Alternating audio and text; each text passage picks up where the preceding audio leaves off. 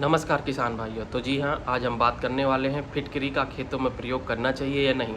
तो जी हाँ, बिल्कुल हमें खेतों में फिटकरी का प्रयोग करना चाहिए, लेकिन उससे पहले हमें ये पता होना चाहिए कि जो हमारी मिट्टी का पीएच है वो कितना है। यदि हमें अपनी मिट्टी का पीएच नहीं पता है और हमने फिटकरी का उपयोग किया तो ये हमारे पौधों के लिए खतरनाक साबित हो सकता है।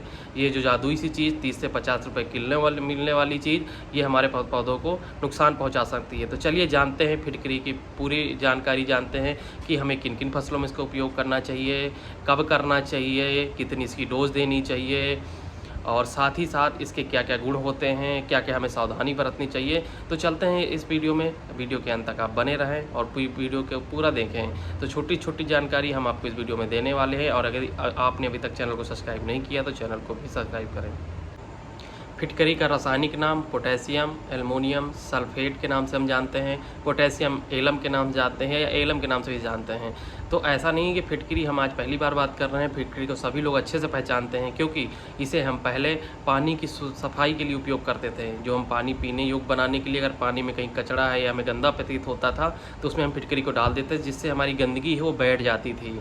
साथ ही साथ इसे लोग शेविंग करने के बाद अपने गाल पे, स्किन पे लगाते थे, क्योंकि इसमें एंटी बैक्टीरियल एंटी फंगल गुण पाए जाते थे, जिससे इन्फेक्शन होने का कोई डर नहीं रहता था। तो चलिए जी हाँ, अब हम इसे खेतों में कैसे उपयोग करेंगे आज बात करते हैं इस पूरे वीडियो में इसी के ऊपर। तो हम फिटकरी का जो उपयोग है वो अपने खेतों में, जैसे हम लोग छिड़काव करते हैं या स्प्रे करते हैं, जी हाँ बिल्कुल ये गलती नहीं करनी है, क्योंकि हम फिटकरी को न तो हम छिड़काव के रूप में दे सकते हैं और ना स्प्रे के रूप में दे सकते हैं। तो फिर कैसे दे सकते हैं? तो इसके लिए हमें क्या करना है, जो रेसेदार, या तो आपके पास जूट वाला बोरा हो या कोई ऐसा बैग हो जिससे पानी अंदर जाए और बाहर की ओर निकल जाए, ऐसे उसमें उसको भर कर फिर हमें फ्लड, जब हम पानी को छोड़ते हैं खेतों में उस समय देना है, तो जाकर हमारे जड़ों में जाएंगे। यदि आपने इसको स्प्रे के रूप में दे दिया और ये पत्तियों में पड़ गया, या तो आपने छिड़काव में तो पत्तियों में रह गया, तो इसमें अम्लीय गुण होता है, ये हमारी पत्तियों को जला सकता है। तो जानते हैं इसकी डोज कितनी होने वाली है। तो डोज आपकी मृदा के पीएच पर डिसाइड करती है कि आपकी मृदा का पीएच कितना है। इसलिए मैंने वीडियो के शुरू में बोला था कि आपको ये पता होना चाहिए कि आपकी मिट्टी का पीएच कितना है।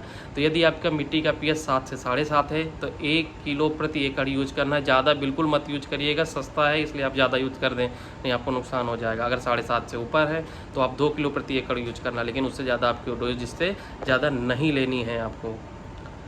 फिटकी का प्रयोग खदान वाली फसलें, धान, गेहूँ, चना, मक्का, आप सभी चीज़ों में कर सकते हैं। इसके साथ साथ सब्जी की खेती में कर सकते हैं, फूल की खेती में कर सकते हैं, फलों की खेती कर रहे हैं तो उसमें भी कर सकते हैं, मेडिसिनल की खेती कर रहे हैं उसमें, मतलब आप सभी तरह की फसलों में फिटकरी का उपयोग कर सकते हैं। सिर्फ एक चीज़ का ध्यान देना है कि आपकी मिट्टी का पीएच कितना है। मैं बार पीएच की बात इसलिए कर रहा हूँ कि यदि हमारी मिट्टी का पीएच 7 से कम है और हमने फिटकरी का उपयोग किया तो फिटकरी अम्लीयता छोड़ती है और ये हमारी मिट्टी को अम्लीय कर देगी।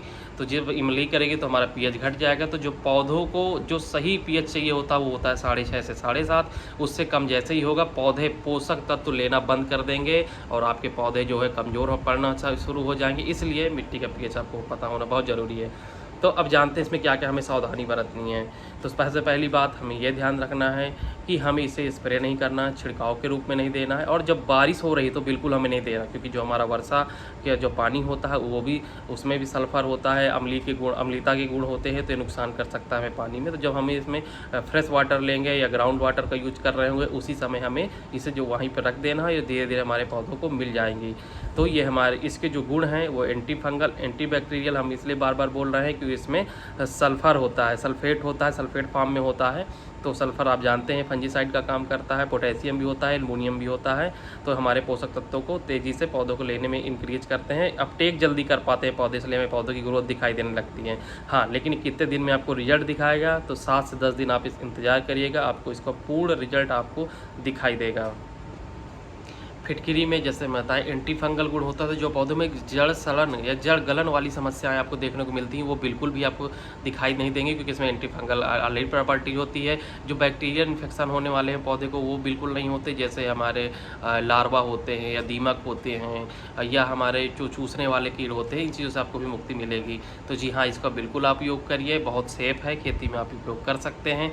बस आपको सिर्फ एक चीज़ का ध्यान देना है कि आपकी मिट्टी का पीएच कितना है, उसको ध्यान में रखते रखते हुए ही आपको करना है। इसके लिए आपको आप दूसरा वीडियो देख सकते हैं जिसमें पता चलेगा कि पीएच कम होता क्या है, इसकी रेंज क्या होती है और किस रेंज में अम्लीय होता है, किस रेंज में क्षारीय होता है, कौन सा जो रेंज है हमारे पौधे के लिए बेस्ट होता है वो होता है 6.5 से 7.5। अगर आपकी मिट्टी का पीएच 6.5 से 7.5 है तो आपका पौधा बहुत ही अच्छा ग्रो करने वाला है, पौधे सारे न्यूट्रेंट लेता है और अच्छी ग्रोथ होती है। तो आपको जानकारी कैसी लगी हमें कमेंट में बताएं।